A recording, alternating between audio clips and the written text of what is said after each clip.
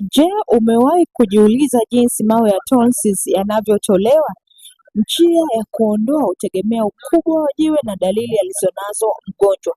Mawe madogo ya tonsils, kitaalamu huitwa tonsil stone, mara nyingi yanaweza kuondolewa nyumbani kwa kusukutua maji ya vuguvugu yenye chumvi, kudumisha usafi mzuri wa kinywa na kuyasukuma kwa uangalifu kwa kutumia pamba maalum ama kifaa cha kusafisha kinywa kinachoitwa oral irrigator. Hata hivyo, mawe makubwa yanayosababisha maumivu makali yanaweza kuhitaji kuondolewa na daktari kwa kutumia vifaa safi na salama. Ikiwa mawe ya tonsils yanajirudia mara kwa mara au yanahusiana na kuvimba sugu na tonsils, matibabu ya juu zaidi yanahitajika, kama kupunguza mashimo ya tonsils ili kuzuia mawe kutokea tena, lakini upasuaji wa kuondoa tonsils kabisa kwa hali sugu na kali.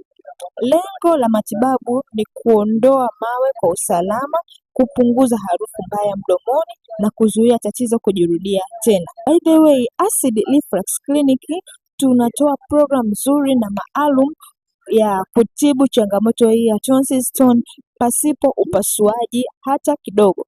Kama wewe ni muhanga wa tonsil stone kwa muda mrefu na inajirudia mara kwa mara na umeshatumia tiba kadha wa kadha lakini haujawahi kupata matokeo, basi ni DM moja kwa moja ama nipigie kwa ushauri na tiba sahihi.